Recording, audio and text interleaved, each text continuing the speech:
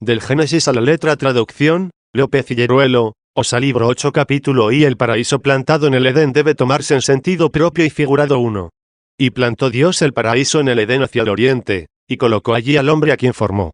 No se me oculta que muchos dijeron no pocas cosas del paraíso. Sin embargo, a 3 se reducen las sentencias generales sobre él. Una, la de aquellos que solo quieren se entienda el paraíso de un modo material. Otra, la de los que únicamente le entienden en sentido espiritual. Y, por fin, la tercera, la de aquellos que toman el paraíso en ambos sentidos, unas veces en sentido material y otras en sentido espiritual. Yo lo diré brevemente, confieso que me agrada la tercera. Según esta sentencia emprendo ahora la tarea de hablar acerca del paraíso, conforme se digne concederme el Señor, a fin de que se entienda que el hombre hecho del limo de la tierra, en cuanto a lo que es cuerpo humano, fue colocado en el paraíso. Así como el mismo Adán, aunque significa otra cosa conforme a lo que dijo el apóstol que es figura del futuro 1, no obstante se toma por el hombre en su naturaleza propia, el que vivió cierto número de años, y murió después de haber propagado numerosamente su descendencia, como mueren los demás hombres, aunque no nació como los demás de padres, sino que fue hecho de la tierra como primeramente convenía. Así también el paraíso en el que Dios colocó al hombre debe entenderse solo como un lugar, es decir, como la tierra donde habitaba el hombre terreno. 2.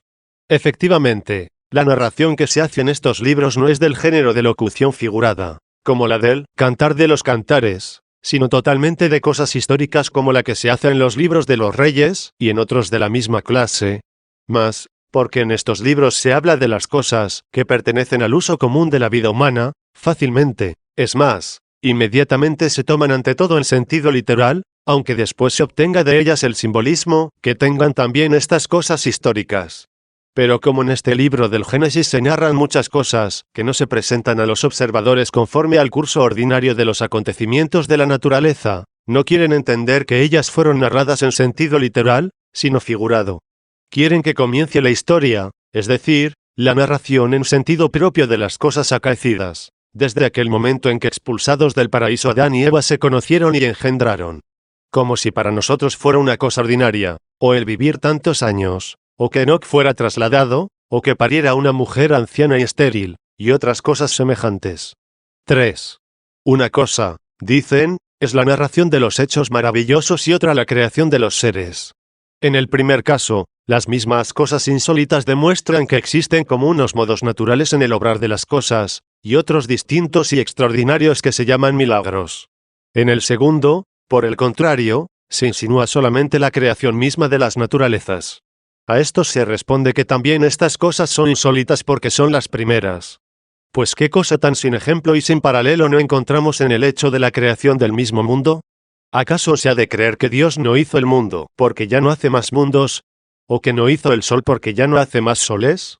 Suscitadas estas cuestiones, debe responderse no solo del paraíso, sino también del hombre, y creyendo, como ellos creen, que el hombre fue hecho por Dios como ningún otro hombre fue hecho. ¿Por qué no quieren creer que el paraíso fue hecho de la misma manera que ven ahora formarse los bosques? 4. Hablo, pues, a los que aceptan la autoridad de los libros santos, ya que algunos de ellos no quieren entender el paraíso en sentido propio, sino figurado. Para los que rechazan por completo estos libros en otro lugar, y de otra forma traté estas cosas 2. No obstante, también les diré que en este actual libro nuestro, en cuanto podamos, defenderemos el sentido literal de las cosas que dijimos allí figuradas, a fin de que los que rehúsan creer estas cosas, porque no se guían por la razón, por causa de un ánimo obstinado o ciego, a lo menos no encuentren razón alguna por la que se convenzan que estas cosas son falsas.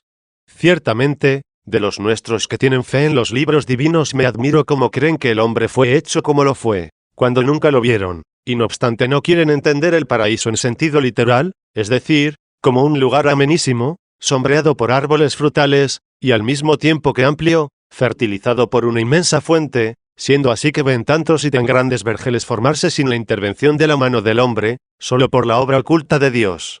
Pero si también dicen que la formación del hombre debe ser entendida figuradamente, ¿quién engendró a Caín, Abel y a Set? ¿O es que estos también existieron solo figuradamente y no nacieron los hombres de los hombres? Luego consideren de cerca a qué precipicio les lleve esta presunción, y se atrevan a tornar con nosotros en sentido literal todas las cosas que se narran en un principio como hechas. Después, ¿quién no les ayudará a entender lo que puedan representarnos estas mismas en sentido figurado, ya de las mismas naturalezas y afectos espirituales, o también de las cosas futuras? Cierto que si de ningún modo pudieran tomarse corporalmente estas cosas corporalmente aquí son relatadas, sin poner en peligro la fe de la verdad, ¿qué nos quedaría, sino entenderlas como dichas figuradamente, antes de culpar de impía la Sagrada Escritura? Mas, por el contrario, si no solo no lo impide, sino que con más solidez afirma la divina palabra en su narración, que estas cosas deben ser entendidas corporalmente, no habrá nadie, como lo creo, tan pérfido y pertinaz que viendo estas cosas expuestas en sentido propio conforme a la norma de la fe, prefiera permanecer en su primera sentencia, porque a él tal vez le parecieron que no podían entenderse si no era figuradamente. Capítulo 2. Porque en otro lugar hablando en contra de los maniqueos expuse el Génesis en sentido alegórico 5. En efecto, yo también después de mi conversión, queriendo prontamente refutar los delirios de los maniqueos, y también estimular mi espíritu a buscar en las letras divinas que ellos odian la fe evangélica y cristiana, escribí 2 libros contra los maniqueos, los que no solamente yerran tomando el sentido distinto del que tienen las escrituras del Antiguo Testamento, sino que, rechazándolas en absoluto y detestándolas, blasfeman de ellas. Y porque entonces no se me ocurría de qué modo pudieran tomarse todas las cosas narradas en ellas en sentido literal, es más, me parecía o que no podían ser tomadas en este sentido o que apenas o difícilmente podían ser entendidas así. Por no retardar, expliqué con la mayor brevedad y evidencia que pude lo que figuradamente significaban aquellos escritos, cuyo sentido literal no pude entonces encontrar, no fuese que aterrados por la necesidad de mucha lectura o por la oscuridad de la controversia desdeñasen tomarla en sus manos. Sin embargo, recuerdo qué cosa ante todo hubiera preferido entonces, lo que ciertamente no hubiera podido conseguir, a saber, que se entendiesen desde un principio todas las cosas en sentido propio y no figurado. Mas no desesperé por completo que pudieran entenderse al pie de la letra. Por eso en la primera parte del segundo libro escribí: ciertamente diré que el que quisiera entender en sentido literal todas las cosas que han sido dichas, es decir, entenderlas no de otro modo a como suena la letra, y pueda evitar las blasfemias y exponerlas en congruencia con la fe católica, no solo no se le ha de impedir, sino que ha de ser tenido por un excelente intérprete y debe sobremanera ser alabado. Mas si no puede llevarse a cabo de forma que las cosas escritas se entiendan de manera piadosa y digna de Dios a no ser creyendo que han sido dichas figurada y enigmáticamente, teniendo la autoridad apostólica por quien se solucionan muchísimas cosas obscuras de los libros del Antiguo Testamento, mantengamos la norma que hemos emprendido, ayudándonos aquel que nos manda pedir, buscar y llamar 3, a fin de explicar todas estas figuras de las cosas, según la fe católica, ya sea las que pertenecen a la historia o la profecía, sin oponernos a un comentario más diligente y mejor, hecho por mí o por otros a quienes se digne el Señor revelarlo. 4. Entonces dije estas cosas, mas porque el Señor quiso que revisara y considerara de nuevo las mismas con más diligencia, no en vano en cuanto lo juzgo, estimo que podré por mí demostrar que estas cosas se escribieron en sentido propio y no según el alegórico. Por lo tanto, así como anteriormente pudimos mostrar este sentido literal en las cosas tratadas, así también en las que siguen sobre el paraíso escudriñaremos el mismo sentido. Capítulo 3. De nuevo se habla de la creación del árbol 6. Y plantó Dios el paraíso en delicias, es decir, en el Edén, al oriente, y colocó en él al hombre a quien había creado. Se escribió de este modo porque de esta manera fue hecho. Después recapitula para aclarar cómo fuera hecho aquello que expuso con brevedad, es decir, cómo plantó Dios el paraíso y colocó en él al hombre que había creado. Así, pues, prosigue, y sacó Dios aún de la tierra todo árbol hermoso a la vista y bueno para comer. No dijo, y sacó Dios de la tierra otro árbol o los demás árboles, sino que dijo sacó aún Dios de la tierra todo árbol hermoso a la vista y bueno para comer.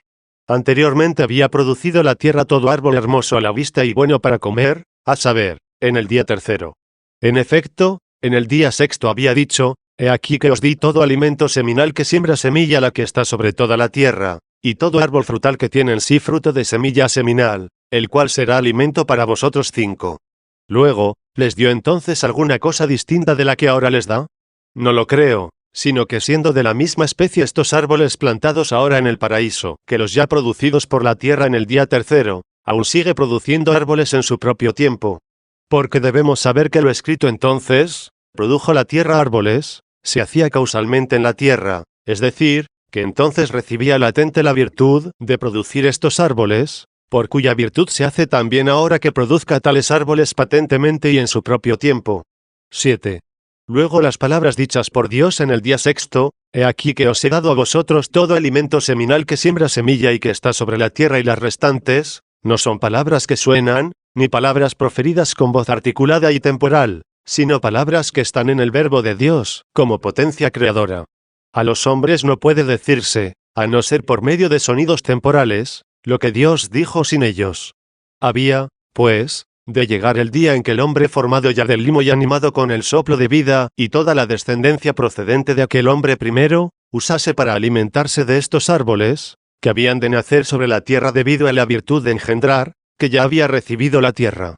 De cuyo futuro alimento, habiendo creado Dios las razones causales en la creación, como si ya existiera, hablaba Dios por la interna y eterna verdad, a la que ni ojo vio ni oído oyó, pero que su espíritu reveló al escritor.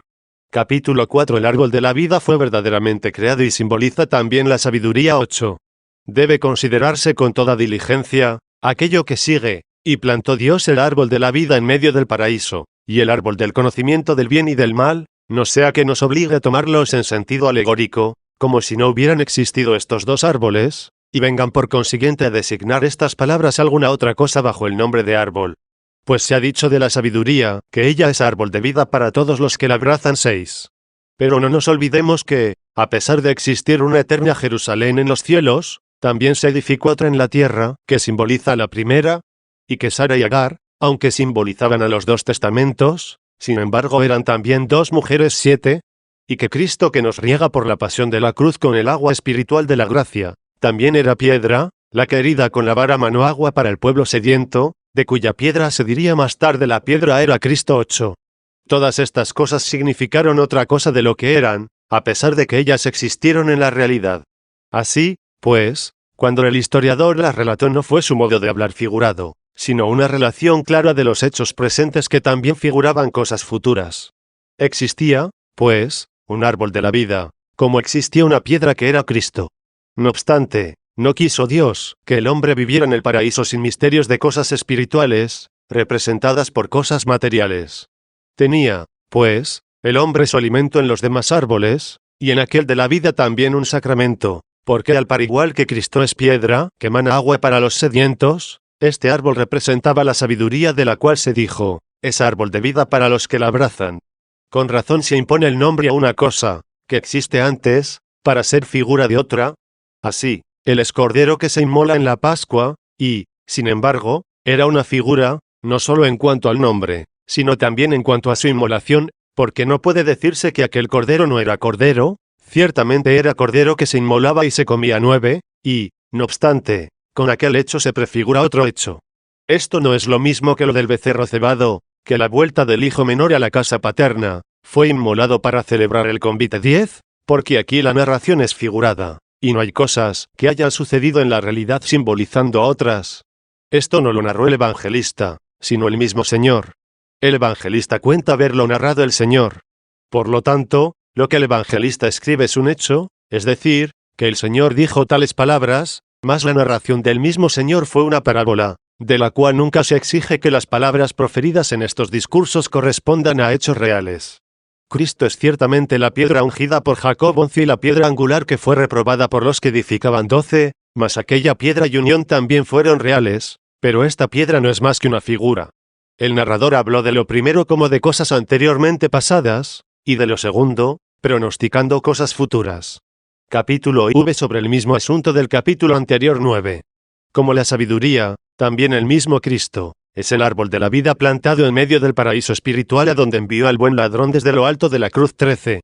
Aunque este árbol significaba la cruz, sin embargo también fue creado como árbol de vida en el paraíso material, porque la misma Escritura, narrando las cosas hechas en sus propios tiempos, nos lo dijo, y además, narró que el hombre fue hecho corporalmente y que viviendo en cuerpo, fue colocado en el paraíso. Por el contrario, si alguno juzga que las almas una vez que salieron de los cuerpos, son encerradas en lugares corporales y visibles, siendo ellas incorpóreas, allá él con su sentencia. No faltaron quienes patrocinaron este modo de pensar, y pretendieron que aquel rico sediento estuvo en un sitio corpóreo, y afirmaron que la misma alma era enteramente corpórea, basados en la ardiente lengua y en la deseada gota de agua que reclamaba del dedo de Lázaro 14. Sobre cuestión tan grande, no quiero temerariamente contender. Mejor es dudar sobre lo que está oculto que litigar sobre lo incierto.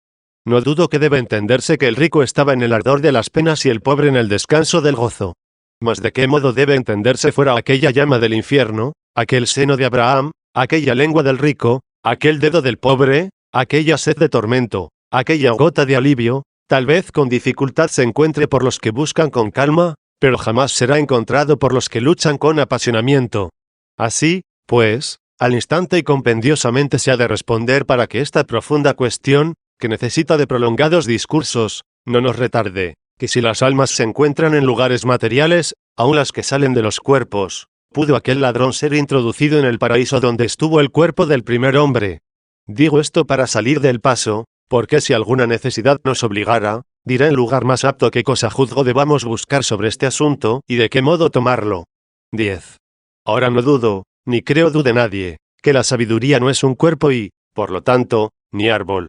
Que la sabiduría hubiera podido estar representada por el árbol en el paraíso corporal, es decir, por una criatura corporal, viniendo a ser como un sacramento, solamente no lo cree, o el que no ve como en las Santas Escrituras existen tantas cosas materiales que son sacramentos de cosas espirituales, o el que combate que no debió vivir el primer hombre con sacramento alguno a esta clase, siendo así que el apóstol afirma esto mismo al hablar de la mujer, la que creemos fue hecha del costado del varón, cuando dice, por ella abandonará el hombre a su padre y a su madre y se unirá a su mujer, y serán dos en una carne. 15. Esto es un gran sacramento, pero yo digo, en orden a Cristo y a la Iglesia. 16. Es digno de admirar, pero apenas puede ser tolerado, que digan estos hombres que el paraíso fue nombrado figuradamente, mas no que existió realmente, siendo también figura de otra cosa. Porque si conceden lo que se dice de Agar y de Sara, de Ismael y de Isaac, es decir, que estos hombres y mujeres fueron reales, y al mismo tiempo figuras de otras cosas, no comprendo por qué no admiten que también el árbol de la vida fue árbol real y al mismo tiempo figura de la sabiduría. 11. A esto añado que aunque aquel árbol ofrecía el alimento corporal, sin embargo prestaba tal virtud, que afianzaba el cuerpo del hombre en una permanente salud, no como dándoselo a otro alimento, sino procediendo de algún oculto movimiento de salubridad. También el pan común tuvo un poder nutritivo mayor del ordinario, ya que con uno solo sostuvo Dios por espacio de 40 días a un hombre, sin sentir hambre. 17.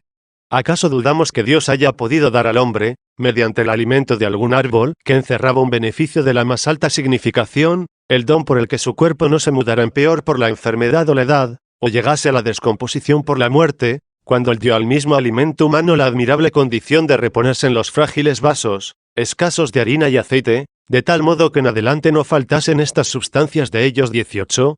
Ahora puede ser que aparezca alguno del gremio de los charlatanes, y diga que Dios debió hacer tales milagros en nuestros tiempos y tierras, mas en el paraíso no debió hacerlos, como si sacara al hombre del polvo o formara a la mujer del costado del varón, lo cual se obró allí, no fuera mayor milagro que resucitar ahora a los muertos.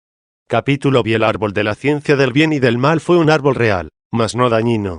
La obediencia y desobediencia. 12. Prosigamos estudiando lo que era el árbol del conocimiento de la ciencia del bien y del mal. Sin duda este árbol también era visible y real como los otros del paraíso. No se ha de dudar que fuera árbol, pero se ha de investigar por qué recibió este nombre. Yo que he considerado mucho este asunto, no puedo decir cuánto me agrada aquella sentencia que dice, que no fue nocivo aquel árbol por su alimento, pues el que hizo todas las cosas sobremanera buenas. 19. No instituyó en el paraíso cosa alguna mala, sino que el mal para el hombre provino de la transgresión del precepto. Convenía, pues, que se prohibiera algo al hombre colocado bajo el dominio del Señor Dios, para que de este modo su obediencia fuera la virtud que le mereciera la posesión de su Señor, cuya obediencia puedo decir con toda verdad, que ella es la sola virtud para toda criatura racional que obra bajo el dominio de Dios. Y el primero y más grande de todos los vicios es el orgullo, el cual lleva al hombre a la ruina haciéndole usar de su libertad con detrimento de la reverencia debida a su Dios, cuyo vicio se llama desobediencia. No tendría, pues, el hombre otro medio de reconocer y sentir que tiene sobre él un Señor, a no ser que se le ordenara algo. Por lo tanto, el árbol no era malo, pero se le llamó del conocimiento de la ciencia del bien y del mal, porque si después de la prohibición comiera el hombre de él, en él se daría la futura transgresión del precepto, por la que aprendería en la experiencia del castigo la diferencia que existía entre el bien de la obediencia y el mal proveniente de la desobediencia. Por lo tanto, no se llamó en sentido figurado árbol a este leño, sino que debe ser tomado como árbol real aquel al que se impuso el nombre del discernimiento del bien y del mal, no por causa del fruto o de la manzana que brotara de él, sino por la realidad que había de seguirse si fuera tocado contra lo prohibido por Dios. Capítulo 7. Los ríos del paraíso deben tomarse en sentido real. 13. Un río brotaba del Edén el cual regaba el paraíso, y de allí se dividía en 4. De estos uno se llama Fisón y este es el que recorre toda la tierra de Evilat, donde hay oro, y el oro de aquella tierra es bueno, también hay allí diamante y esmeralda. El nombre del segundo es Geón, este es el que atraviesa toda la tierra de Etiopía. El río tercero se llama Tigris, este es el que se desliza hacia los asirios. El cuarto es el Éufrates. Acerca de estos ríos solo me esforzaré en demostrar que ellos son verdaderos ríos, y que no se llamó figuradamente a los que no existían, como si únicamente estos nombres signifiquen alguna otra cosa, siendo así que estos ríos son conocidísimos en las regiones por donde ellos corren, y connotadísimos para la mayor parte de los hombres. Ciertamente que la antigüedad cambió los nombres de ellos, como aconteció con el río, que se llama Tíber, el cual anteriormente se llamaba Bula, y así el Geón es el mismo que ahora se llama Nilo, y el que se llamaba Fisón es el que actualmente se llama Ganges. Mas como nos consta con seguridad de la existencia de estos ríos, por esto mismo nos conviene advertir que primeramente debemos tomar en sentido propio las demás cosas narradas, y no juzgar que se habló en sentido figurado, sino que se narran las cosas tal como son, pudiendo también simbolizar alguna otra cosa. Decimos esto no porque el sentido parabólico no pueda tomar algo de la realidad, constando que no se tome en sentido propio, como acontece con lo que dice el Señor del viajero, que descendía de Jerusalén a Jericó y cayó en manos de ladrones. 20. Pues quién no juzgará y comprenderá claramente que esto es una parábola y que todo el discurso es figurado, a pesar de que las dos ciudades nombradas allí se levantan hoy día en sus propios lugares. En este sentido tomaríamos estos 4 ríos, si nos obligara la necesidad a tomar las demás cosas, que del paraíso se narran en sentido figurado y no real. Mas ahora, por el contrario, no prohibiéndonos razón alguna entender primeramente en sentido propio estas cosas narradas, porque no seguiremos sencillamente la autoridad de la divina escritura en la narración de las cosas hechas, entendiendo primeramente estas cosas en sentido propio, dejando margen para después escudriñar todo lo que puedan significar en sentido figurado. 14. ¿O acaso nos inclinamos a no creer esto en sentido literal por lo que se dice de estos ríos, a saber, que los manantiales de algunos de ellos son conocidos, mientras que los de los otros permanecen ocultos y, por lo tanto, no puede tomarse al pie de la letra el que de un solo río del paraíso precedan los 4? Cuando más bien se ha de creer, ya que este mismo lugar del paraíso es ocultísimo del conocimiento del hombre, que de allí se divide en 4 brazos de agua, como la siempre veraz escritura lo afirma, y que aquellos ríos, de los cuales dicen se conocen las fuentes, se introducen debajo de la tierra en alguna parle, y después de recorrer extensas regiones brotan en algunos lugares, donde se muestran como si entonces se conocieran naciendo de sus propias fuentes. ¿Quién ignora que esto suelen hacerlo no pocas corrientes de agua? Mas esto se conoce cuando no corren mucho trayecto debajo de la tierra. Brotaba, pues, un solo río del Edén, es decir, del lugar de delicias, y regaba el paraíso, esto es, todos los árboles frutales y hermosos que daban sombra a toda la tierra de aquella región. Capítulo 8. El hombre fue colocado en el paraíso con el fin de que ejerciera la agricultura. 15. Y tomó el Señor al hombre que hizo y lo colocó en el paraíso para trabajar y custodiar. Y el Señor Dios impuso a Adán un precepto diciendo: de todo árbol que está en el paraíso comerás alimento, mas del árbol de la ciencia del bien y del mal no comeréis de él, pues el día que comiereis de él moriréis con muerte. Así como había dicho antes con brevedad que Dios plantó el paraíso en el cual colocó al hombre a quien formó, y recapituló después a fin de decir de qué modo fuera hecho el paraíso, igualmente ahora, recapitulando, describe de qué modo colocó Dios en el paraíso al hombre que formó. Veamos qué significa lo que se dijo para trabajar y custodiar. ¿Qué debió trabajar y qué custodiar? ¿Acaso intentó el Señor hacer al primer hombre agricultor? ¿O no es creíble que antes del pecado le hubiera condenado al trabajo? Así ciertamente lo creeríamos, si no viésemos con cuánto empeño se dedican algunos al trabajo de la agricultura, de tal modo que viene a ser un gran castigo apartarlos de ella para colocarlos en otro empleo. Todo lo que la agricultura tiene de agradable lo tenía, y muchísimo más entonces, cuando nada adverso a ella acontecía por parte del cielo o de la tierra. Pues no existía el suplicio del cansancio, sino el regocijo de la voluntad, cuando todas las cosas creadas por Dios nacían con la ayuda del trabajo del hombre más frondosa y abundantemente, por lo cual el mismo Creador sería mucho más ensalzado por haber dado al alma unida al cuerpo animal la razón y la facultad de trabajar cuanto le agradase al hombre sin sufrir molestia, y no verse obligado a hacerlo conforme a las necesidades de su cuerpo. 16. Donde encontraremos un espectáculo tan grande y maravilloso, o donde la humana razón puede en cierto modo hablar de una manera más íntima y mejor con la naturaleza de las cosas, que cuando habiendo arrojado las semillas, plantado los retoños, trasladado los arbustos, injertado los árboles, se detiene a interrogar qué puede la fuerza de la raíz y de la semilla, y qué no puede, de dónde lo puede y de dónde no lo puede, qué valor tenga en estas cosas la potencia interior e invisible de los números, y cuánto valga el cuidado exteriormente prestado. Y considerando esto, ver que ni el que plantó ni el que riega es algo, sino solo Dios que da el incremento. 21. Pues aquella obra que se añade exteriormente la pone el hombre a quien sin duda también Dios creó, conduce y rige invisiblemente. Capítulo 9. El trabajo agrícola se entiende también en sentido alegórico. 17. Desde aquí ya se extiende la mirada del pensamiento sobre todo el mundo como sobre un inmenso bosque de cosas, y se descubre en él la doble acción de la divina providencia, la cual en parte es natural y en parte voluntaria. La natural aparece en la oculta administración de Dios, por la que da el incremento a los árboles y a las hierbas; la voluntaria, en las obras de los ángeles y de los hombres. Conforme a la primera, se ordenan las cosas celestes en lo más alto y las terrestres en lo más bajo; brillan los luminares y las estrellas. Se suceden los cambios del día y de la noche; la tierra firme es regada y rodeada por las aguas; se difunde el aire en las alturas; los árboles y los animales conciben, crecen, se envejecen y mueren, y todo lo demás que se obran las cosas por un interno y natural movimiento. Conforme a la segunda, se conocen los sucesos. Se enseña y se aprende. Se cultivan los campos. Se gobiernan las sociedades. Se ejercen las artes y se ejecutan todas las demás cosas que se operan, ya sea en la sociedad celeste o en la terrestre y mortal, en la que por medio de los malos, ignorándolo ellos, se concurre al bien de los buenos. También en el mismo hombre se encuentra esta doble acción de la divina providencia. Primero, ejerce la natural, en cuanto al cuerpo, mediante aquel movimiento por el que se forma, crece y envejece; la voluntaria, cuando mira por el bien de él, mediante la comida, el vestido y la conservación. En segundo lugar se encuentra igualmente esta doble acción en cuanto al alma, obrando la natural para que viva y sienta, y la voluntaria, para que entienda y quiera. 18.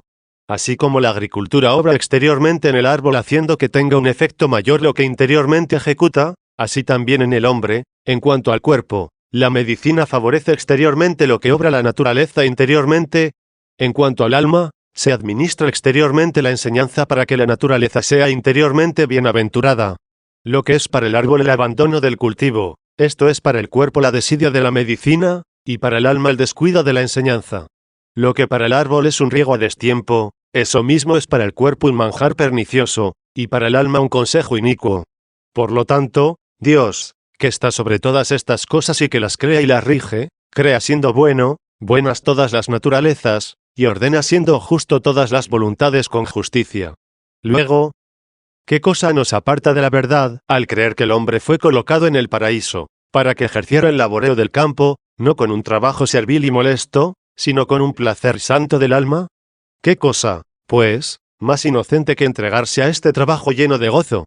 ¿Qué cosa más llena de pensamientos sublimes para los cuerdos? Capítulo X. ¿Qué significa para trabajar y custodiar? 19. ¿Qué quiere decir para custodiar? ¿Acaso debía custodiar el paraíso? ¿Contra quién es? Pues ciertamente a ningún invasor vecino, a ningún perturbador de límites, a ningún ladrón, a ningún injusto agresor había de temer. Luego entonces, ¿de qué modo hemos de entender que el paraíso material pudo ser custodiado en sentido propio por el hombre?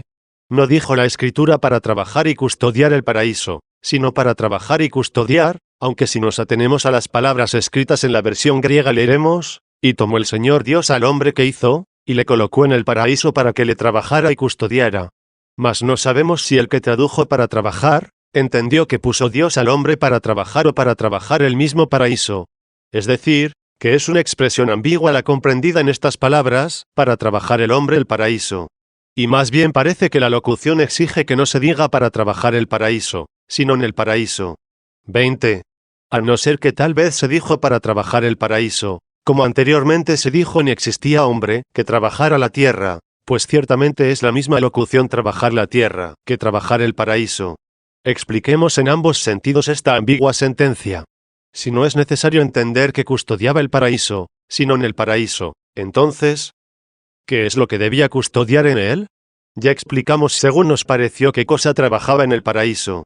¿O es que lo que trabajaba en la tierra por medio de la agricultura, debía custodiarlo en sí mismo por la instrucción, es decir, que así como el campo obedecía al que le cultivaba, del mismo modo el hombre al mandarle su Señor y recibir el precepto debía producir el fruto de la obediencia y no las espinas de la insubordinación? En fin, ya que no quiso someterse a guardar en sí mismo la semejanza que le ofrecía el paraíso cultivado por él, recibió castigado un campo semejante a él, pues se le dice, espinas y abrojos producirá para ti 22. 21.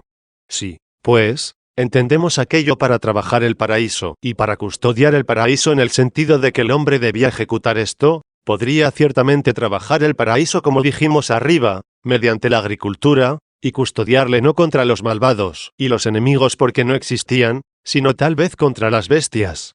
Pero, ¿de qué modo o por qué así? ¿Acaso ya las bestias se mostraban crueles con el hombre, cuando precisamente no hicieron esto, si no hubiera pecado? No olvidemos que el hombre impuso nombres a todos los animales presentados a él, como lo relata un poco después el escritor sagrado, y además también el hombre en el sexto día por orden de Dios recibió alimentos comunes con las bestias. ¿Y si había ya algo de qué temer, referente a las bestias?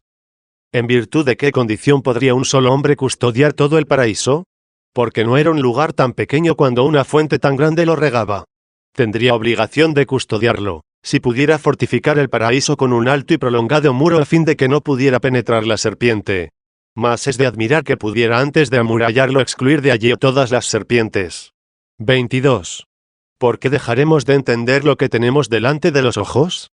Fue colocado, pues, el hombre en el paraíso para trabajarlo, como ya se dijo anteriormente, por medio de un cultivo no penoso, sino agradable, y que excitaba al mismo tiempo la mente del prudente a útiles y excelsos pensamientos. Fue asimismo puesto en el paraíso a fin de custodiar el paraíso en provecho de sí mismo para que no permitiera en él la entrada de cosa alguna inconveniente por la cual mereciera ser expulsado de aquel sitio. Por consiguiente, recibió el precepto que le proporcionaba el medio de custodiar el paraíso en su provecho, es decir, por el que cumpliéndole no sería arrojado de él. Con razón se dice que alguno no guardó alguna prenda suya, cuando obra de tal modo que la pierde, aunque se haya salvado de la pérdida por otro o que la encontró o mereció recuperarla. 23. También tienen otro sentido estas palabras, el que juzgo que debe con motivo preferirse, y es que Dios colocó al hombre en el paraíso para trabajarlo y custodiarlo. Porque así como el hombre trabaja la tierra no para hacer que ella sea tierra, sino para hacerla cultivada y fértil, así también Dios trabaja mucho más al hombre a quien formó, para que sea justo, si el hombre no se aparta de él por la soberbia, porque el apostatar de Dios es el principio de la soberbia, pues dice la Escritura, el principio del orgullo en el hombre es apostatar de Dios. 23. Luego, como Dios es el bien inmutable, y el hombre, según el alma y el cuerpo, mudable, no puede perfeccionarse para ser justo y feliz a no ser que se dirija al bien inmudable que es Dios. Por esto el mismo Dios que crea al hombre para que sea hombre, trabaja al hombre y le custodia para que sea bueno y bienaventurado. Así, pues, con la misma locución mediante la cual se dice que el hombre trabaja la tierra, la que ya era tierra, para que sea ornamentada y fértil, con la misma se dice que Dios trabaja al hombre, el que ya era hombre, para que sea piadoso y sabio, y también le custodia para que no se deleite en su propio poder más que en el de aquel a quien debe estar sujeto, porque despreciando su dominio no puede estar seguro. Capítulo 11. ¿Por qué se añadió aquí la palabra Señor? 24. Por lo tanto, juzgo que no carece de sentido, sino que más bien nos avisa de algo, y de algo muy importante, que desde el comienzo de este libro divino el que comienza así, en el principio hizo Dios el cielo y la tierra, hasta el presente nunca se escribió el Señor Dios, sino solamente Dios. Ahora, al llegar a donde se dice que colocó al hombre en el paraíso, y bajo precepto le mandó trabajar y custodiar, así habla la Escritura, y tomó el Señor Dios al hombre, a quien formó y le colocó en el paraíso para que le trabajara y custodiara. Esto no lo dice porque Dios no fuese el Señor de las criaturas anteriormente citadas, sino que como no se escribía esto por causa de los ángeles, ni por alguna otra criatura, sino únicamente por el hombre, no quiso ponerlo antes, sino cuando llegó a la colocación del hombre en el paraíso para trabajarlo y custodiarlo, a fin de avisarle en qué grado le era más necesario tener a Dios por Señor, es decir, vivir obediente bajo su dominio, que abusar desenfrenadamente de su propia libertad. Así, pues, ahora no se dice como en las demás cosas, que arriba se escribieron, tomó Dios al hombre que hizo, sino tomó el Señor Dios al hombre que hizo y le puso en el paraíso para trabajarlo, a fin de que fuese justo, y para custodiarlo para estar seguro bajo la dominación propia de Dios, que no es útil para él, sino para nosotros. Ciertamente él no necesita de nuestra servidumbre, pero nosotros necesitamos estar bajo su dominio para que nos trabaje y custodie. Por lo tanto, solo él es el verdadero Señor, porque no le servimos para su utilidad, sino para nuestro provecho y salud. Si él necesitase de nosotros no sería el verdadero Señor, puesto que remediaría su necesidad por medio de nosotros, bajo la cual aparecería como siervo. Con razón dice el salmista, dije al Señor tú eres mi Dios, porque no necesitas de mis bienes 24.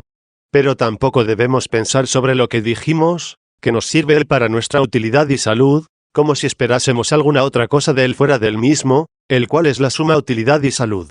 Así, pues, sin provecho para él le amamos conforme a lo que canta el Salmo, es un bien para mí unirme a Dios 25. Capítulo 12 El hombre no puede obrar bien alguno sin el auxilio de Dios 25. No es tal el hombre que una vez creado pueda ejecutar algo bueno como propio suyo, si le abandona el que le hizo, pues toda su acción buena consiste en convertirse hacia aquel por quien fue hecho, y solo por esto se hace justo, piadoso, sabio, o eternamente bienaventurado. Mas una vez que ha sido hecho tal, no debe apartarse el médico del cuerpo al que sanó, porque el médico fue un ayudador externo de su cuerpo, el cual sirvió a la naturaleza, que obraba internamente bajo el poder de Dios, el que da toda salud mediante aquella doble acción de la divina providencia, de la que anteriormente hemos hablado. Luego no debe dirigirse el hombre hacia el Señor de tal modo que, después de haber sido por él justificado, se aparte de él, sino que debe estar en todo momento junto a él para que continuamente sea hecho justo por él, ya que por aquello mismo de no apartarse de él, operando y custodiando Dios, al dominarle mientras le está sumiso y obediente, con su presencia se justifica, es iluminado y consigue la felicidad. 26. Decíamos que el hombre trabaja la tierra para hacerla hermosa y fértil, y después de cultivada se aparta de ella dejándola arada, sembrada, regada o mejorada con algún otro trabajo. Y, no obstante, permanece la obra que hizo a pesar de haberse apartado el operante. Dios no trabaja de igual modo al hombre justo, pues le justifica de tal forma que, apartándose, no permanece la justicia en aquel de quien se aparta. Obra más bien en el hombre como la luz obra en el aire, pues el aire con la presencia de la luz, no se convierte establemente en luminoso, sino que se hace transitoriamente claro. Si fuera convertido en aire luminoso no se haría claro solo transitoriamente, sino que, apartándose la luz, permanecería transparente. Así el hombre, estando Dios presente a él es iluminado, mas apartándose de él inmediatamente se obscurece. De Dios no se aleja el hombre con espacios de lugar, sino con el apartamiento de la voluntad. 27. Así, pues, el que es inmutablemente bueno forme al hombre bueno y lo custodie. Continuamente por él seamos hechos. Siempre por él debemos ser perfeccionados, estando él unidos y permaneciendo en aquella conversión, que consiste en dirigirnos hacia él, de quien se dice por el Salmo, adherirse a Dios es bueno para mí, y a quien se dice en otro sitio, por ti guardaré mi fortaleza 26. Nosotros somos la hechura de sus manos, no solo en cuanto somos, sino también en cuanto somos buenos. Por eso el apóstol, al recomendar la gracia por la cual fuimos salvados 27, dice a los fieles convertidos de la iniquidad, por la gracia habéis sido salvados mediante la fe, y eso no proviene de vosotros, sino que es dádiva de Dios, no en virtud de vuestras obras para que nadie se gloríe, pues de él somos hechura, creados en Cristo Jesús en las obras buenas, que Dios de antemano preparó para que caminásemos en ellas. Como hubiera dicho en otro sitio, hermanos, con temor y temblor obrad vuestra salud, para que juzgasen que no debían atribuirse a su propio trabajo el hacerse justos y buenos, añadió a continuación, Dios es el que obra estas cosas en vosotros 28. Tomó, pues, el Señor Dios al hombre a quien creó y le colocó en el paraíso para que lo trabajase, es decir, para trabajar en él y para custodiarlo. Capítulo 13. ¿Por qué se prohibió al hombre comer del árbol de la ciencia del bien y del mal? 28. Y mandó el Señor Dios a Adán, diciendo, De todo árbol que está en el paraíso comerás para alimentarte, mas del árbol del conocimiento del bien y del mal no comeréis de él, pues el día en que comiereis de él moriréis con muerte. Si alguna cosa mala tuviera aquel árbol del que Dios prohibió al hombre comer, aparecería que el hombre moría envenenado con la naturaleza de aquella misma ponzoña. Pero como él, que hizo todas las cosas sobremaneramente buenas, había plantado en el paraíso buenos todos los árboles 29, no se encontraba allí ninguna naturaleza mala, puesto que jamás es mala naturaleza alguna. Acerca de esto hablaremos con más detención y cuidado, si el Señor me lo permite, cuando empecemos a tratar de la serpiente.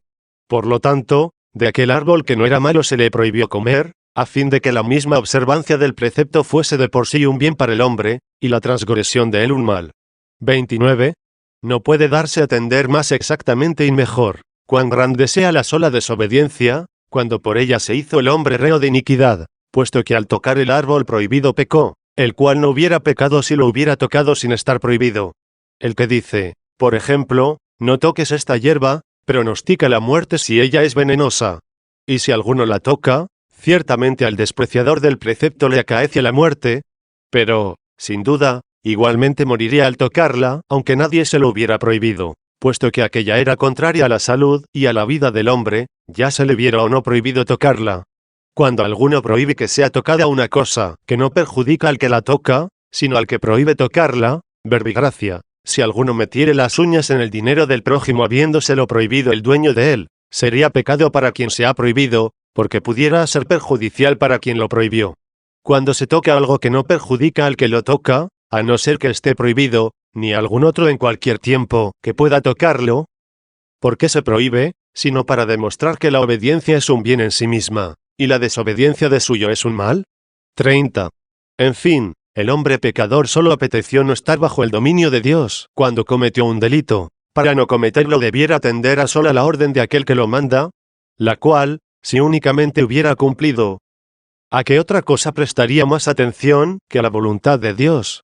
¿Qué otra cosa amaría sino la voluntad de Dios?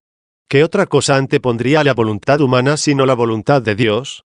Solo pertenece al Señor ver por qué mandó esto, al siervo únicamente le toca hacer lo mandado por Dios.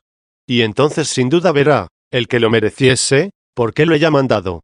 Mas para no detenernos demasiado buscando la causa de este mandato, entendamos que si mandando Dios hace útil lo que quiere mandar, y del no se ha de temer que pueda mandar lo que es inútil, el mismo mandato es utilísimo al hombre, porque por él sirve a Dios. Capítulo 14. Por el desprecio del divino mandato se conoció el mal. 31.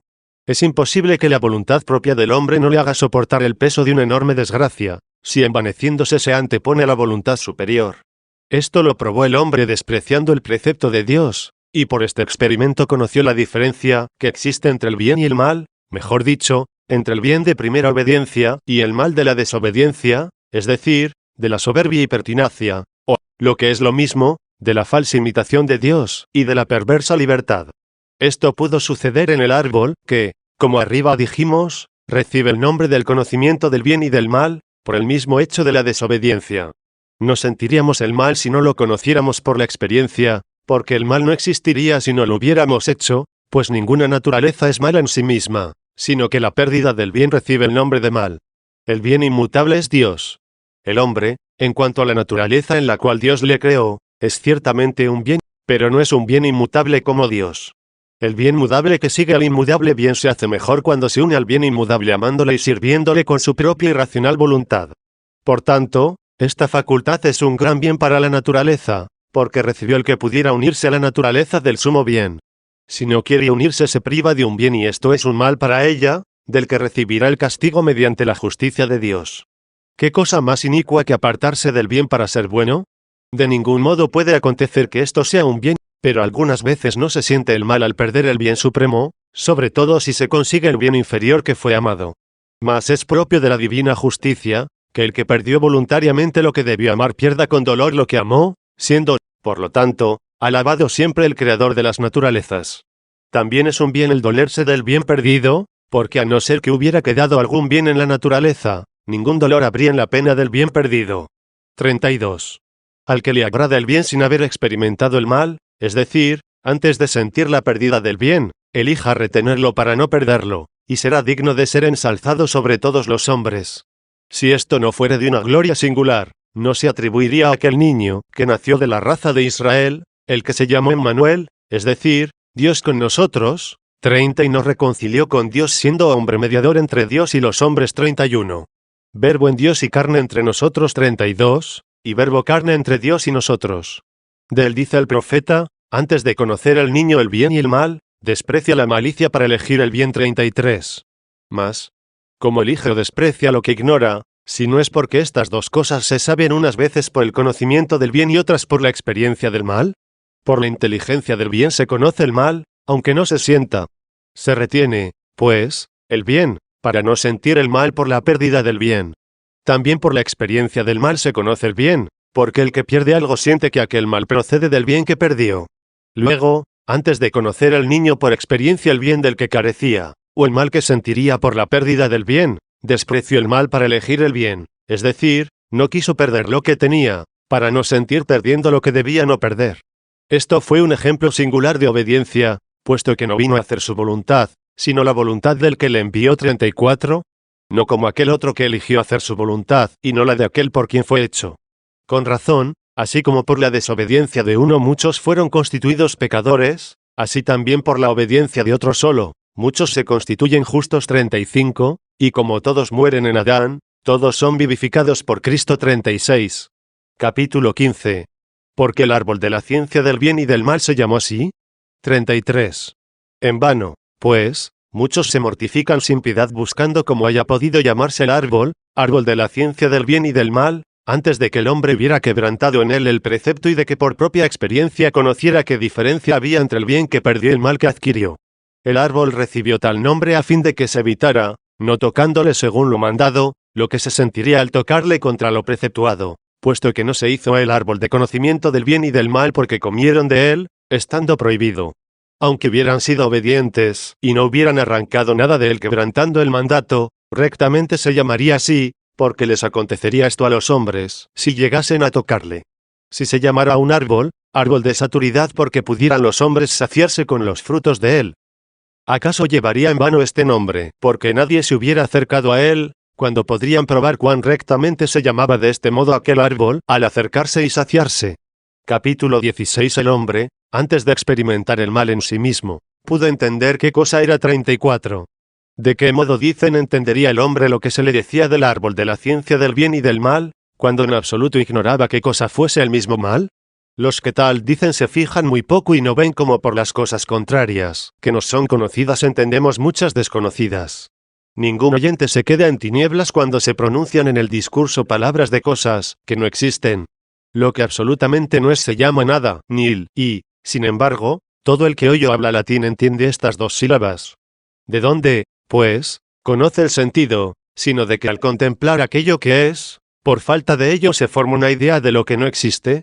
Igualmente al decir vacío, contemplándolo lleno de un cuerpo, entendemos, por la privación de esta plenitud, como cosa contraria, a que se llame vacío. Asimismo por el sentido del oído juzgamos no solo de los sonidos, sino también del silencio. Luego por la vida que tenía el hombre en sí mismo podía evitar su contrario, es decir, la privación de la vida, o sea la muerte. Por tanto, la causa de perder lo que amaba, esto es, la acción que había de acarrear al hombre la pérdida de la vida, podía denominarse con cualesquiera términos, como cuando en latín se la denomina mal o pecado. Basta que el hombre la percibiese, como signo de la muerte y la discerniese con el entendimiento. Pues ¿cómo entendemos nosotros cuando se habla de la resurrección, si no la hemos experimentado jamás? ¿Acaso no es porque comprendemos que sea el vivir?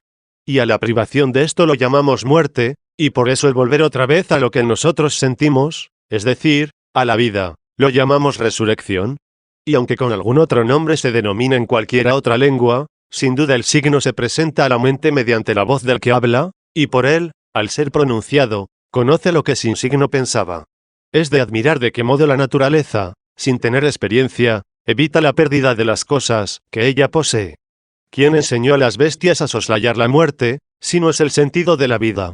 ¿Quién enseñó al niño a prenderse de los brazos de aquel que le sostiene y le amenaza con arrojarle hacia el suelo? Este sentimiento comienza a percibirse en cierto tiempo, pero siempre antes de que se tenga experiencia de él. 35. Así, pues, La vida ya era agradable para aquellos primeros hombres, y sin duda evitaban perderla. De aquí que podían entender a Dios de cualquier modo o con cualquier sonido que les hablase. De otra manera no pudiera el tentador persuadirles a cometer el pecado, si antes no les hubiera hecho creer que por aquel hecho no habrían de morir, es decir, no habrían de perder lo que tenían y se gozaban de tenerlo. Pero a su tiempo hablaremos de esto.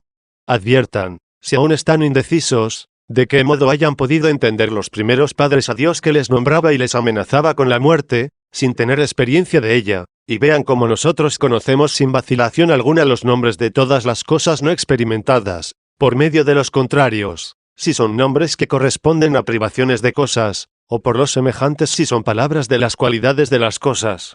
A no ser que tal vez alguno no quiera sentir a esto, sin antes saber de qué modo pudieron los primeros padres hablar o entender al que les hablaba, pues no habían aprendido creciendo entre los que hablaban o con algún maestro. Como si fuera cosa difícil a Dios enseñarlos a hablar, precisamente a los que de tal modo creo que pudieran aprender el lenguaje de los hombres, si estos hubieran existido antes que ellos. Capítulo 17. ¿Fue dado el precepto conjuntamente a Adán y Eva? 36. Con razón se pregunta si Dios dio este precepto solo al hombre, o también se le dio a la mujer. Sobre todo teniendo en cuenta que aún no se había narrado el modo de hacer a la mujer. O es que tal vez había sido ya hecha, pero se narró después al recapitular el modo como se llevó a cabo lo que anteriormente se hizo.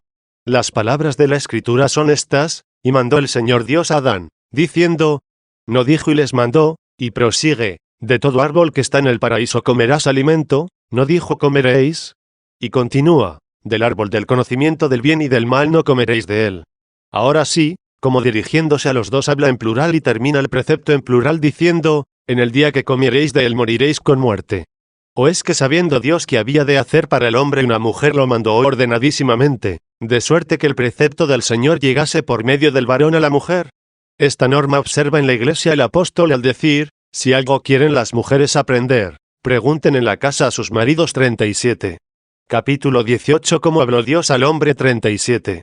Asimismo puede preguntarse de qué modo ahora habló Dios al hombre, que hizo dotado ya de sentido y razón a fin de que pudiera oírle y entenderle, porque de ninguna manera se puede tomar como precepto, de forma que se haga un horreo quebrantándole, a no ser que se entienda haber sido dado como tal. ¿Cómo habló Dios al hombre? ¿Acaso interiormente en el alma de modo intelectual, es decir, entendiendo sabiamente la voluntad y el precepto de Dios, sin auxilio de sonidos corporales o de semejanzas de cosas corpóreas? Yo creo que no habló Dios de esta forma al primer hombre, porque la Escritura narra de tal suerte las cosas que más bien nos induce a creer que Dios habló al hombre en el paraíso, como más tarde habló también a los patriarcas Abraham y Moisés, es decir, en alguna forma corporal. Pues esto se deduce de lo que se dijo, oyeron la voz del Señor que paseaba por el paraíso al caer de la tarde y se escondieron 38. Capítulo 19 ¿Qué es lo que ante todo debemos conocer de Dios para que podamos entender su obra en las criaturas 38?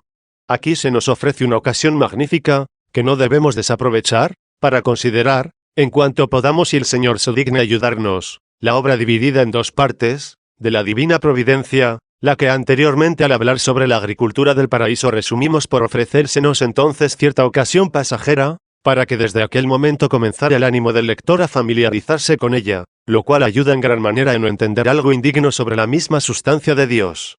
Decimos, pues, que esta sustancia es el Supremo, el verdadero y el único y solo Dios Padre, Hijo y Espíritu Santo, es decir, que Dios, su Verbo y Espíritu de ambos es la misma Trinidad, sin confusión de personas y sin división de naturalezas.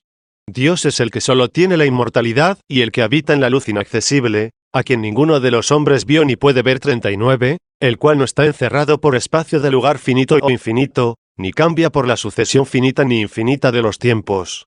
Tampoco en la sustancia, por la que es Dios, existe el que sea menor la parte que el todo, como es necesario que acontezca en la sustancia, que se mueve sin moverse el quicio, como acontece con la mano, que se mueve gracias a su apoyo inmovible, a su articulación.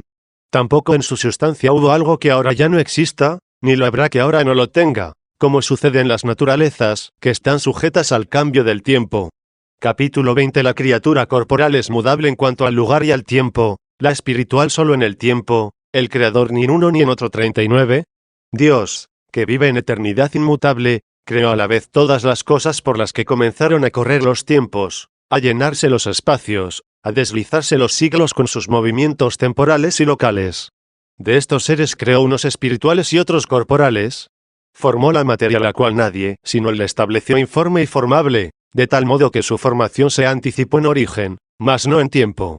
También antepuso la criatura espiritual a la corporal. La espiritual solamente puede mudarse en el tiempo y la corporal en el tiempo y en el espacio. Por ejemplo, en el tiempo se mueve el alma, o acordándose de lo que había olvidado, o aprendiendo lo que ignoraba, o queriendo lo que no había querido.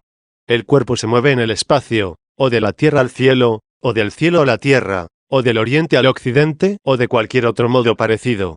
Todo lo que se mueve en el espacio no puede moverse si a la vez no se mueve también en el tiempo, pero no todo lo que se mueve en el tiempo es necesario que también se mueva en el espacio.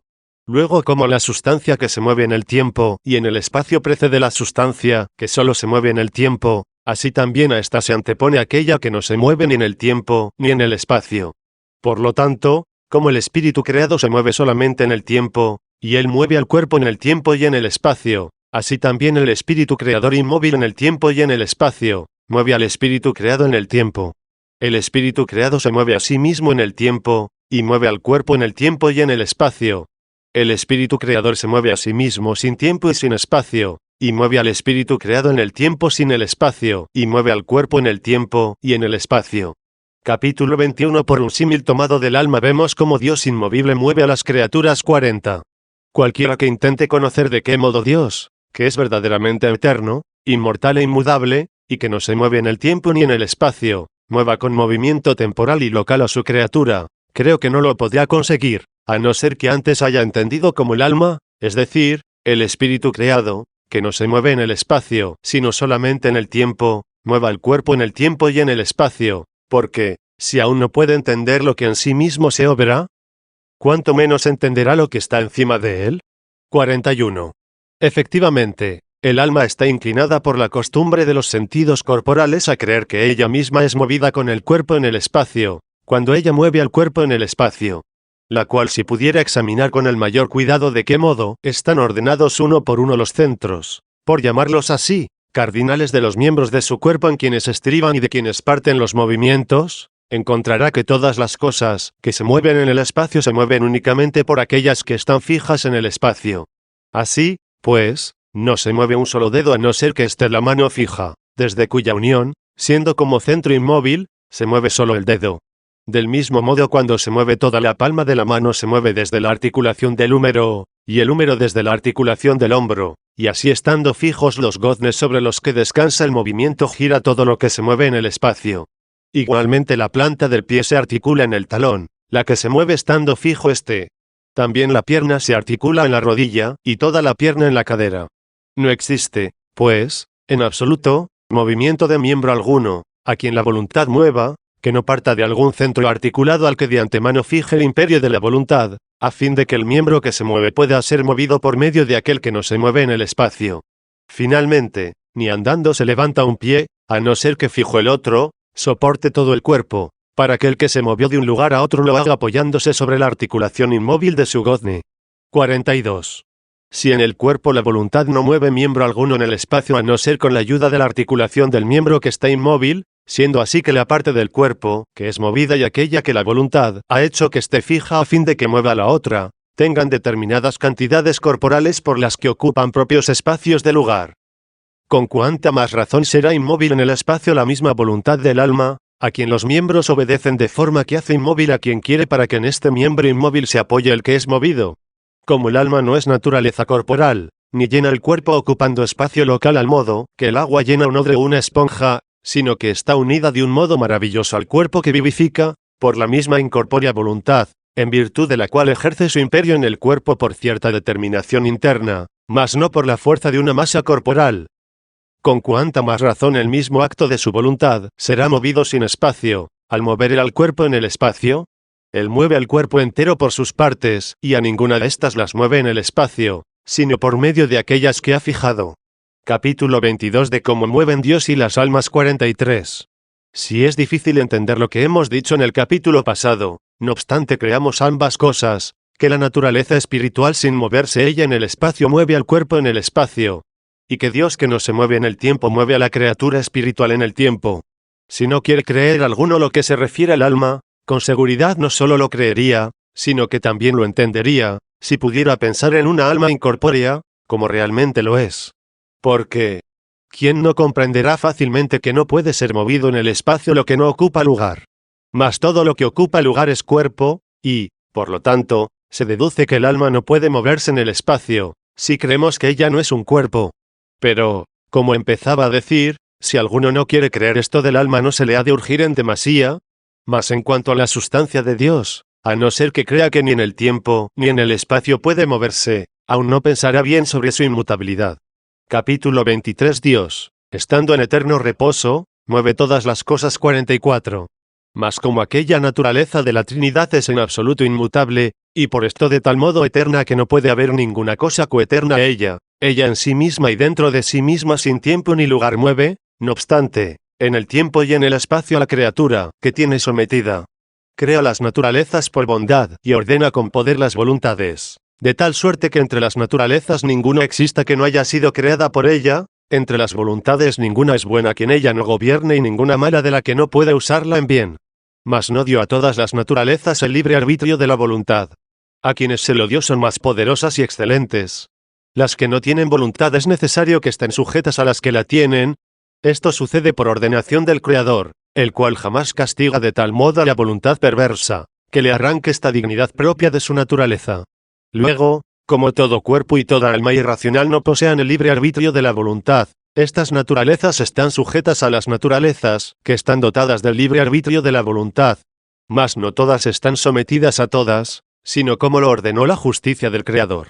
Luego la providencia de Dios, que rige y administra el universo, rige y administra las naturalezas y las voluntades. Las naturalezas para que existan. Las voluntades para que no sean sin recompensa buenas, ni malas sin castigo. Somete, pues, primeramente, a todas las cosas, después la criatura corporal a la espiritual, la irracional a la racional, la terrestre a la celeste, la femenina a la masculina, la más débil a la más potente, la más necesitada a la menos indigente. En las voluntades obra Dios de esta manera, las buenas las somete a Él, las otras a las que le están sometidas a Él, a fin de que la mala voluntad soporte lo que por el mandato de Dios hiciere la buena, ya por sí misma ya por la mala. Mas esto solamente sucede en las cosas, es decir, en los cuerpos que por naturaleza están sometidos también a las malas voluntades. Porque las malas voluntades tienen en sí mismas su interno y propio castigo, así como tienen su propia iniquidad. Capítulo 24. ¿Qué criaturas se hallan sometidas a los ángeles? 45.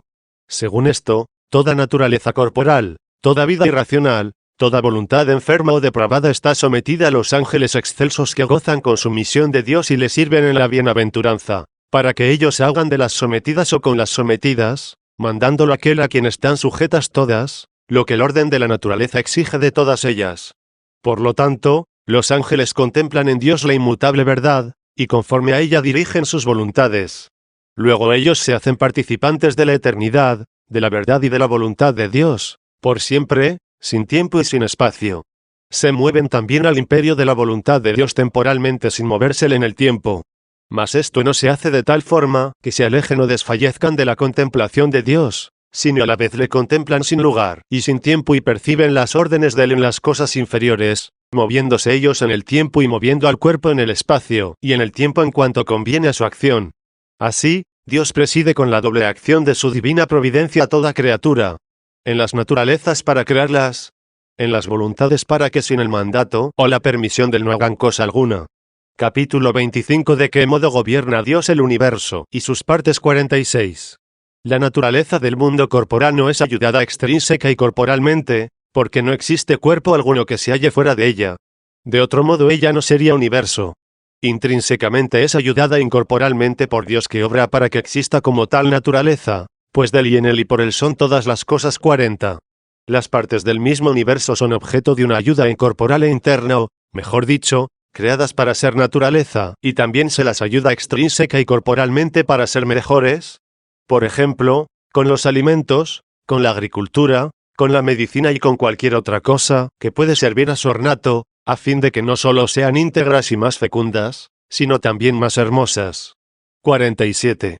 Referente a la naturaleza espiritual creada, si es perfecta y feliz como la de los santos ángeles, solo es ayudada intrínseca e incorporalmente para que exista y para que sea sabia, ya que interiormente la habla Dios de un modo maravilloso e inefable, no por escritura impresa en instrumentos materiales, ni por voces que suenan en oídos corporales, ni por semejanzas de cuerpos como son las que imaginariamente se representan en el espíritu, ya en sueños o en algún arrebato del espíritu al que los griegos llaman éxtasis. Éxtasis, cuya palabra usamos también nosotros en lugar de la latina.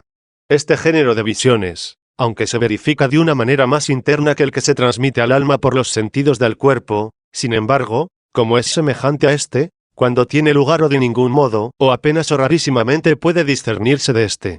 Como la visión extásica es más externa que aquella que la mente racional e intelectual contempla en la misma inmutable verdad, con cuya luz juzga todas estas visiones, creo que la visión extática debe ser contada entre las que son extrínsecas. Luego la criatura espiritual e intelectual perfecta y bienaventurada como es la de los ángeles, según dije, en cuanto se refiere a que exista y sea sabia y bienaventurada, tan solo intrínsecamente es ayudada por la eternidad, la verdad y la caridad del Creador. Si ha de decirse que también es ayudada extrínsecamente, tan solo quizá lo es para verse unas a otras, y alegrarse en Dios de la sociedad que forman, y dar gracias y alabar por todos los medios al Creador, porque contemplan también en sí mismas a todas las otras criaturas. En cuanto se refiere a la acción de la criatura angélica, mediante la cual la providencia de Dios atiende a los seres de todo el universo, y principalmente al hombre, ella ayuda extrínsecamente, o mediante las visiones semejantes a las visiones corporales, o por los mismos cuerpos que están sometidos al poderío de la naturaleza angélica. Capítulo 26. Dios, permaneciendo siempre el mismo inmoble, gobierna todas las cosas. 48. Siendo esto así, Dios omnipotente y absoluto sostenedor del universo, siempre el mismo por la inmutable eternidad, verdad y voluntad, sin moverse en el tiempo ni en el espacio, mueve en el tiempo a la criatura espiritual y mueve en el tiempo y en el espacio a la criatura corporal. Con ese movimiento administra también extrínsecamente las naturalezas, que constituye intrínsecamente. Mediante las voluntades sometidas él mueve temporal y espacialmente todas aquellas cosas, que en el tiempo y en los cuerpos están sometidas a él y a dichas voluntades, precisamente en aquel tiempo y lugar cuya razón de ser tiene vida en Dios sin tiempo y sin lugar. Cuando Dios obra tales cosas no debemos creer que la sustancia de él, por la cual es Dios, es mudable en el tiempo o en el espacio, o que se mueve en el tiempo o en el espacio, sino que nosotros debemos conocer estas cosas en la obra de la divina providencia, no en aquella obra por la que crea la naturaleza, sino en aquella por la que administra extrínsecamente a las creadas intrínsecamente, puesto que él, por su inmutable y excelentísimo poder es, sin ningún intervalo de tiempo o espacio de lugar, el más interior a todo ser, ya que en él están todas las cosas, y el más exterior a toda criatura, porque él está sobre ellas. Asimismo, sin ningún intervalo de tiempo y de lugar, por su inmutable eternidad, también es el más antiguo de todos los seres, porque él existe antes de todos, y el más nuevo porque, envejeciendo todos ellos, él siempre es el mismo. Capítulo 27. Por lo que se ha dicho podemos colegir de qué modo habló Dios a Adán. 49. Por lo tanto, al oír decir, y mandó Dios a Adán diciendo, de todo árbol que está en el paraíso comerás para alimentarte, mas del árbol del conocimiento del bien y del mal no comeréis de él, pues el día que comiereis de él moriréis con muerte. Si preguntamos de qué manera habló Dios estas palabras, diremos que de un modo que no puede ser entendido por nosotros con toda exactitud. Sin embargo, debemos tener por cierto que Dios, o habló por medio de su sustancia, o por la criatura sujeta a él. Por su sustancia habló solo para crear todas las naturalezas. En cuanto a las espirituales e intelectuales, no solo para crearlas, sino también para iluminarlas, puesto que éstas pueden ya entender su palabra tal cual ella se halla en el su verbo, el que en el principio estaba en Dios y el verbo era Dios, por quien fueron hechas todas las cosas. 41. Tocante a las naturalezas, que no son capaces de entender su locución, cuando habla Dios, las habla solamente por medio de la criatura espiritual, ya sea en sueños o en éxtasis con semejanzas de cosas corporales, o también las habla por la misma naturaleza corporal cuando presenta alguna imagen a los sentidos del cuerpo, o se perciben sonidos de voces. 50. Sí, pues, Adán era tal que pudiera percibir aquella palabra de Dios que presenta a las mentes angélicas mediante su sustancia, no puede dudarse de que Dios moviera la mente de Adán en el tiempo de un modo maravilloso e inefable sin movérsele en el tiempo, y que le hubiera impreso en su mente el precepto de justicia útil y saludable, y que le hubiera hecho comprender inefablemente por la misma verdad la pena que debía soportar al transgresor.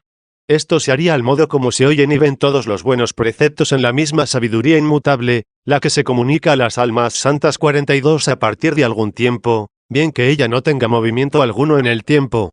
Mas si Adán era justo, pero de suerte que aún le era necesaria la autoridad de otra criatura más santa y más sabia que él, por la cual conociera la voluntad y el precepto de Dios, como para nosotros nos es necesaria la autoridad de los profetas y para estos la de los ángeles, porque dudamos que Dios habló al hombre por alguna de estas criaturas con lenguaje que pudiera entender. Ningún conocedor de la fe católica duda en modo alguno que no se efectuó por la misma sustancia de Dios, sino por medio de una criatura sujeta a él, lo que a continuación se escribió, que después que pecaron nuestros padres, oyeron la voz del Señor Dios que paseaba por el paraíso 43. Sobre este asunto he querido disertar un tanto largamente porque creen muchos herejes que la sustancia del Hijo de Dios sin haberse unido al cuerpo, es por sí misma visible y, por lo tanto, juzgan que el mismo Hijo de Dios fue visto tal cual es por los patriarcas antes de tomar el cuerpo de las entrañas de la Virgen.